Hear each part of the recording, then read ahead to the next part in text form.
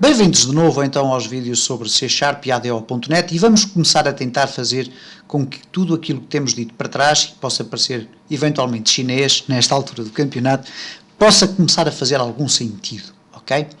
E eu, para que isso faça algum sentido, eu vou fazer aqui um breve exercício que será o ponto de partida para depois começarmos aqui a explorar tudo isto. Vamos imaginar que eu tenho aqui este meu botão, eu nem sequer vou alterar os nomes dos botões, nem nada disso, vou utilizá-los assim desta forma. E vamos imaginar que nós queremos ter aqui uma lista, por exemplo, uma list box, que vamos utilizar para apresentar informações gravadas, dados que vão estar gravados, neste caso, na memória do computador, através da nossa arquitetura ADO, e que eu vou apresentar aqui nesta list box. Eu vou, por questões de facilidade, alterar aqui o nome da list box para lista, okay? E vou aqui utilizar tudo dentro do button 1, ok? Eu vou aqui criar os meus separadores favoritos, cá estão eles, ok. Penso que se calhar é melhor aqui com o sinal igual, e cá está. Ora, o que acontece é o seguinte, vamos por momentos esquecer o dataset, uma vez que vamos concentrar as nossas atenções no data table. Nós já vimos então no vídeo anterior que temos datasets, temos data table, data rows e data columns, etc, etc, etc. Ora, muita atenção então àquilo que eu vou fazer. Eu vou criar aqui uma data table. O que é uma data table? Genericamente é um objeto da arquitetura ADO.NET que me permite criar uma tabela. Neste caso, quando eu colocar data table, tabela, é igual a new data table, ok?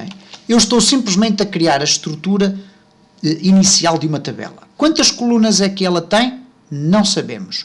Quantas linhas vai ter? Também não tem nenhuma neste momento, ok? Então, uma das coisas que eu posso fazer é, imediatamente a seguir, colocar ou criar aqui a estrutura da minha tabela. Então, eu posso fazer simplesmente isto. Estrutura da tabela. Então, reparem, tabela.columns, isto é, colunas. Como sabem, as colunas, ou neste caso, a estrutura de uma tabela, eu vou aqui tentar abrir o meu bloco de notas, tem aqui as notas. Reparem, a estrutura de uma tabela é composta inicialmente por diferentes colunas, ok? Então eu vou criar aqui as minhas colunas. Ora, tabela.columns, ok? .head, isto é, adicionar uma coluna à minha tabela, e depois, dentro de parênteses, eu vou ter a possibilidade de definir, essencialmente aqui, dois aspectos fundamentais. Eu gosto ou prefiro utilizar então aqui este quarto overload do construtor, que é aquele que nos permite definir qual é o nome da coluna, ok?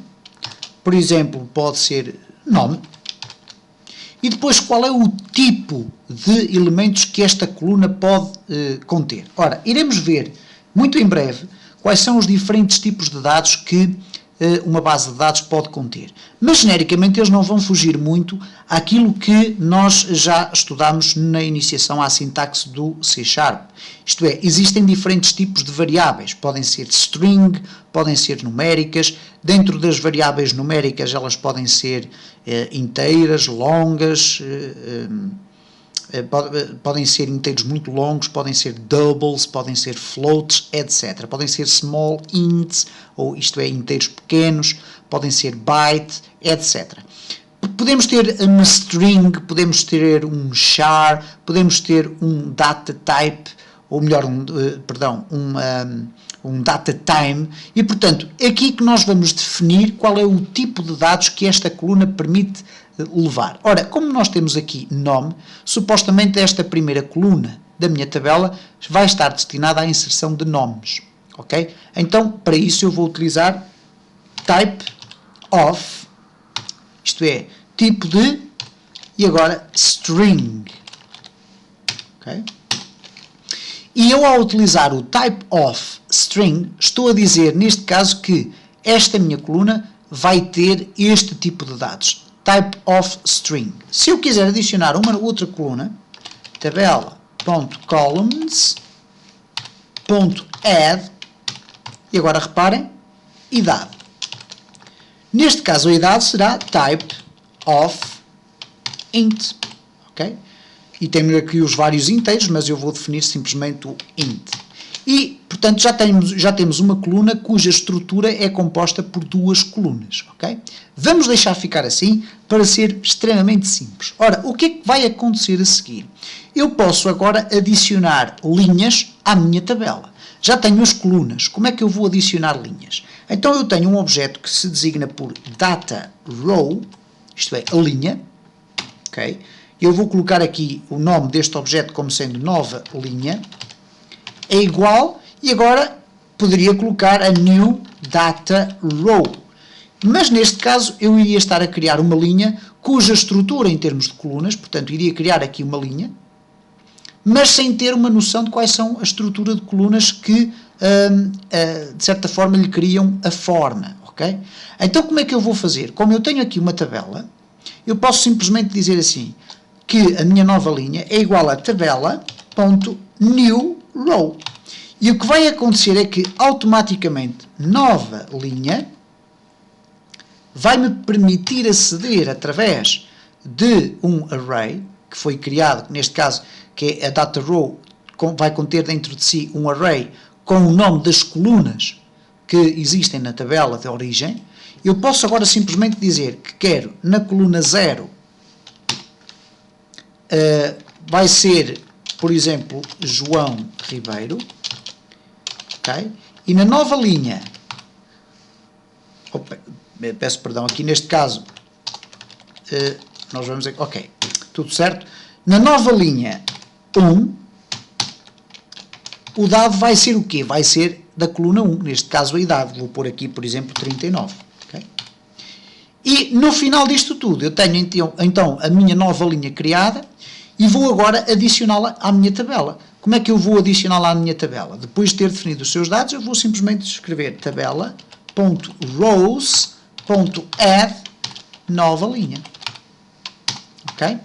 E se tudo estiver a funcionar normalmente, o que é que vai acontecer então? É criada uma tabela completamente vazia, sem colunas nem linhas. São criadas depois duas colunas para a minha tabela. Okay?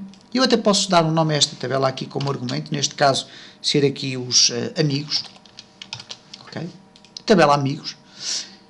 Depois temos então, estava eu a dizer, a tabela com uma primeira coluna, que é o nome, e neste caso passa a ser, porque é a primeira a ser definida, a coluna de índice 0, e depois temos também uma nova coluna, que é a idade, que é a coluna de índice 1. Portanto, estamos a adicionar aqui a um array de colunas, ok? O type of string, o type of int, define qual é o tipo de elementos que podem ser inseridos dentro dessas colunas. Quando nós utilizamos o data_row, o data_row significa linha de dados, nós estamos a criar, neste caso, uma nova linha baseada na estrutura da tabela. Ora, a estrutura da tabela está definida aqui através das suas colunas, ok? E então, neste caso, o que vai acontecer é que eu vou ser obrigado a colocar valores que coincidam com o tipo de variável que eu defini aqui para a minha coluna. Neste caso, utilizei uma variável, ou neste caso um valor alfanumérico para ou para respeitar a string, e um valor numérico para respeitar o int. Dito isto, temos então a nossa tabela com duas colunas e com uma linha. Como é que nós podemos apresentar os dados na nossa lista? Bom, isso nós vamos deixar para o próximo vídeo.